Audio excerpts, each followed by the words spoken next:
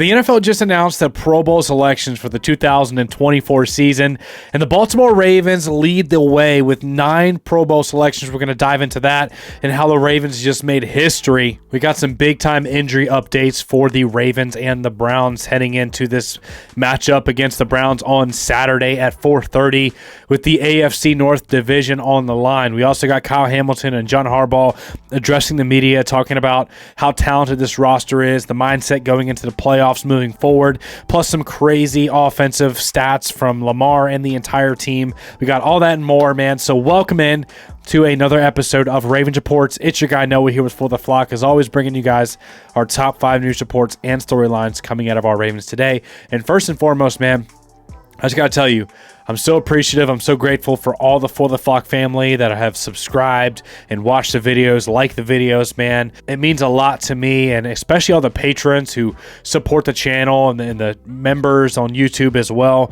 that support financially. Man, this is what I do for a living now, so it really helps out, and I do not overlook it. I do not take it for granted. I love you guys, and let's dive into the content. At number 1, the Baltimore Ravens lead the NFL in Pro Bowl selections. We got quarterback Lamar Jackson, no surprise there. Derrick Henry, Patrick Ricard, Zay Flowers, Tyler Linderbaum, Roquan Smith, Nnamdi Madubuike, Marlon Humphrey, and safety Kyle Hamilton. Man, these guys are having phenomenal years, man. It's crazy. Because you know the guys that are non-Lamar Jackson fans, they always find ways to discredit him. And it's crazy because people have already started to say, well, how can Lamar Jackson win the MVP if he's got, 9 Pro Bowlers on his team? Not even realizing that that's actually an argument that elevates Lamar Jackson's argument for MVP, because Lamar Jackson himself elevates his teammates around him. You saw in 2019 whenever the running back Mark Ingram at 30 years old had the highest yards per carry of his entire career and went to a Pro Bowl. And then, wide receiver 1 for the Ravens that year when he won the MVP was Willie Snead on the depth chart. Rookie wide receiver Marquise Brown. And, Lamar Jackson, that's what he does. He elevates his players. He elevates the offensive line as well. Tyler Linderbaum got another Pro Bowl selection. Ronnie Stanley was an alternate. But, I showed this graphic yesterday. Lamar Jackson actually has the most avoided sacks in the entire NFL right now, 28 avoided sacks. It makes the time to pressure. It makes the total amount of sacks allowed, all of it, it boosts the offensive line. It boosts the weapons around Lamar Jackson because he buys times, he scrambles, he allows his receivers more time to separate. And, that's why the Ravens have one of the highest separation rates in the league as well, is because Lamar Jackson has one of the highest times to throw because of how he's able to make guys miss, scramble. He also has the highest passer rating outside the pocket in the NFL this year. It's absurd what he's doing. You can look at all the stats and all that stuff, but the fact that people will try to use this to discredit Lamar Jackson's MVP case is just silly. And, you can look on the other side on the defense. A lot of the selections came on defense, which doesn't really affect Lamar, because if you actually look at the quarterback betrayal rating, Lamar Jackson had the highest quarterback betrayal as far as how much support has he got from his defense and special teams. Throughout the first 10 weeks, he had the highest rating. Obviously, the defense has gotten much better, and Justin Tucker started to make kicks, but enough with that talk, because I think it's just silly. Zay Flowers, first ever homegrown drafted wide receiver to make a Pro Bowl. The wide receiver issues, drafting, and people saying that we can't draft receivers and stuff, that is officially over. Look at Zay Flowers, 1,000-yard season. He's a wide receiver 1 in this league. He's a dog. He's a route runner. He's a yards after catch guy. He's a deep threat. He's a horizontal threat. He can take a handoff, man. He can do it all. Zay Flowers, really talented receiver. Him and Lamar Jackson worked a ton in the offseason. You see that fruit, coming to bear for this offense. And Zay Flowers, shout out to him. I don't know if you guys saw his reaction, but he was emotional and very, very excited to get his first Pro Bowl selection, first ever drafted wide receiver for the Ravens. And then if you also look, another wide receiver who's having a heck of a season is another first-round selection for the Ravens, and Rashad Bateman. And he's having a great season. Big vertical threat. Tons of plays made throughout the year. So shout out to Eric DeCosta for drafting not 1 but 2 wide receivers recently that have turned this Ravens wide receiver core completely around. Derrick Henry, by the way, getting close to 2,000 yards on the season. Derrick Henry is having the highest yards per carry of his entire career at 30 years old. You can't tell me the Lamar Jackson effect isn't real. Mark Ingram at 30 had his first Pro Bowl selection that season from many years prior. And Derrick Henry, highest yards per carry of his career at 30 years old next to Lamar Jackson. The Lamar Jackson effect on the defense is real because teams are terrified of him keeping the football and taking it 50 yards to the house like we saw last week against the Houston Texans. I'm also really happy for Marlon Humphrey, who put in a lot of work in the offseason. He lost about 10, 15 pounds, wanted to get lighter, worked on some conditioning stuff that he had kind of gotten away from a little bit, and you see the results there. 6 interceptions, 7th highest in PFF coverage grade in the NFL. Really, really strong season for Marlon Humphrey. And then Kyle Hamilton, you already know what he's all about. He's a problem no matter where you put him on the field. He was an all-pro last season, playing a lot of strong safety, nickel defensive back, covering tight ends and slot receivers, blitzing. And then he's an all-pro this year, playing a lot more free safety back there, roaming the field, not allowing any touchdowns over his head, man. So Kyle Hamilton is really special, and that's what's the big turnaround in this defense. A big part of it is Roquan Smith, Madubuike, Marlon Humphrey, Kyle Hamilton, your 4 Pro Bowl players on defense, all playing their best football. Earlier in the year, Madubuike and Roquan Smith weren't playing the best, and our best players are all playing high-level football right now. Ravens with the most Pro Bowl selections. It's not even close. 9 Ravens. The next highest team is 7 Pro Bowl selections for the Lions, 6 for the Vikings and Eagles, and 5 for the Cowboys and Chiefs. This says a lot because the Ravens aren't necessarily a big network team like a Cowboys or a Chiefs team who still get all the acknowledgement from the players and coaches around the league voting for Pro Bowl selections with 9 guys. Shout out to Eric DeCosta for building a heck of a roster. But really exciting, man. Eric DeCosta did a great job building another great roster with 9 Pro Bowl selections. We also had a couple of alternates. So Mark Andrews made the alternate list. Guard Daniel Falele, Ronnie Stanley.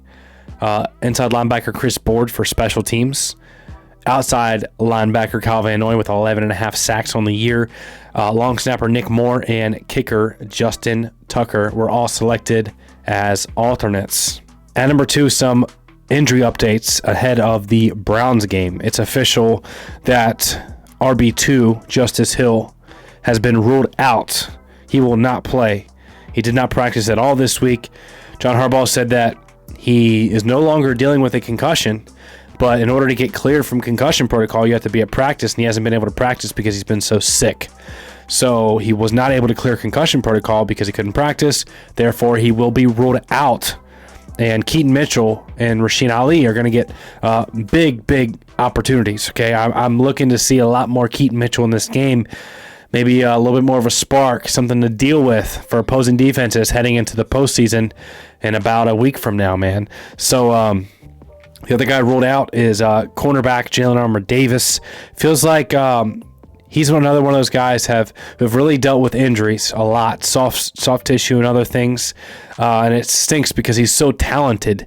Anytime he starts to ramp up some time where he's healthy, the coaches get him out there on the field, and they talk about how talented he is and how hard he works, but just a guy dealing with injuries a lot.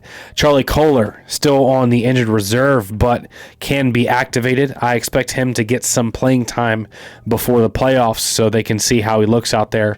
But he had that broken forearm from a Derrick Henry run. Derrick Henry ran into the back of him, and that's a lot of mass running into that forearm. And he's been practicing. He's listed as questionable. I think he'll be activated. Patrick McCarry, dealing with illness. He practiced in limited fashion today, and he should be ready to rock for this game against the Cleveland Browns. It's important because the Browns have a great pass rush, and we know that. And at number 3, speaking of this Browns game, the Ravens. This is absurd. 20-point favorites. 20-point favorites. So almost 3 full touchdowns. I don't know about you, but you got to think about the Browns. they got to feel really disrespected to say, hey, man, the last time we played the Ravens, we beat them, and now we're playing them again, and we're 3-touchdown underdogs, 20-point underdogs, which is actually historic.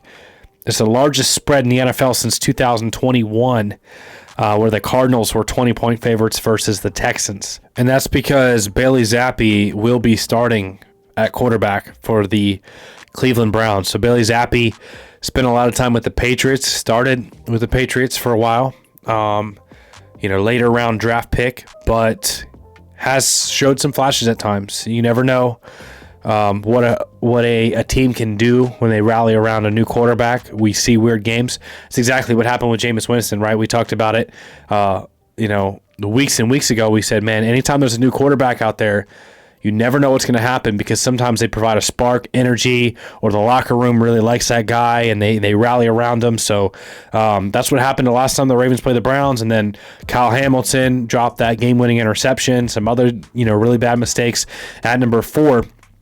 Speaking of Kyle Hamilton, here's what he had to say on the chip on their shoulder heading into this matchup, and also about the Pro Bowl selections and how talented the roster is.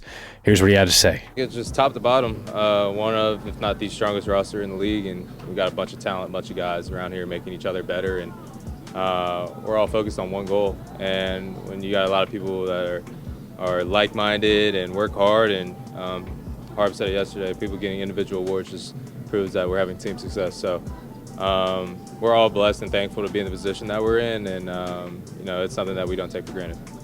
You kind of got to take it one step at a time. So we're on our way to winning the AFC North right now, and that'll put us on a good track to go win the AFC and then win the Super Bowl. So looking at it from that perspective, we got a big opportunity this weekend to accomplish one of those steps. Is any payback from Week 8? Is that on your mind at all too going into this game, or is it solely simple? You win the division? Yeah, I think a little bit. We still have a sour taste in our mouths from that game, and a lot of opportunities to win that one, and obviously didn't come out with a win. So I think we're going to play with a little bit of a chip on our shoulder and really prove ourselves right more than anything, that we're going to go out and it doesn't matter the implications, whatever, that we need to go out and play a good football game. And if we do, then we'll be AFC North champs. Kyle Hamilton with the second Pro Bowl selection in a row. Definitely going to be an All-Pro as well. Excited to see him go out there and ball out in the playoffs, man. At number 5, I want to talk about what John Harbaugh had to say on these Browns, plus talk about some other historic stats. And the one stat that's absolutely crazy, if you just want to know how good the offense is, if you want to know how dangerous this team can be in the postseason, check this out. The Baltimore Ravens are the 3rd highest all-time in yards per play. Okay, so the 2000 Rams at 6.98 and the 1954 Rams at 6.89 are the only other teams to even be close in yards per play throughout a season. That's absolutely absurd. Here's some more numbers for Lamar. Highest pass rating in the NFL, yards per attempt, best passing touchdown. He's number 1 in all these. Touchdown to interception ratio, drop back EPA, overall rush yards per carry.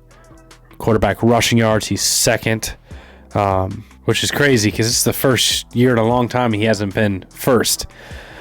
Pass and rush yards total, he's 2nd.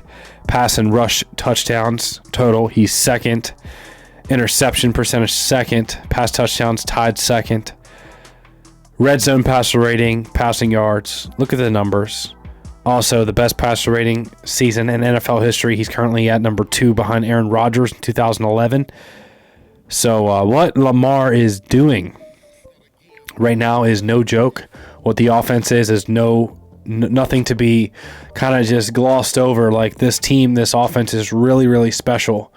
And I want you guys to take a listen to John Harbaugh, the opportunity to take this very special offense and play at the bank and ultimately get another banner. At a time and play at a time, and that's what we'll be trying to do in this game again. But this game, because of all the other games behind it, is an opportunity to put a banner up here, and that means a lot, especially in the AFC North. It's a tough division, and so winning the AFC North is even a greater accomplishment. That's the opportunity we have this week, and that's what we're going to be fighting for. win the AFC North, which is a very tough division, move to 12 wins on the year, which is, if you guys remember, a little humble pat on the back, right? My original record prediction for the Baltimore Ravens heading into the season when we did the game predictions was 12-5. So if the Ravens can do it, man, it'll make me look a little bit better. But when we knew this team was really talented. We saw the defense coming around. We see the offense. Can they play their best ball in January? That remains to be seen, but I can't wait for it, man. I can't wait to watch this game with you guys on Saturday and see what these Ravens do in the playoffs. I like their chances versus any team right now. I love you guys. I appreciate y'all. Thank y'all for tuning in, and we'll see you in the next video.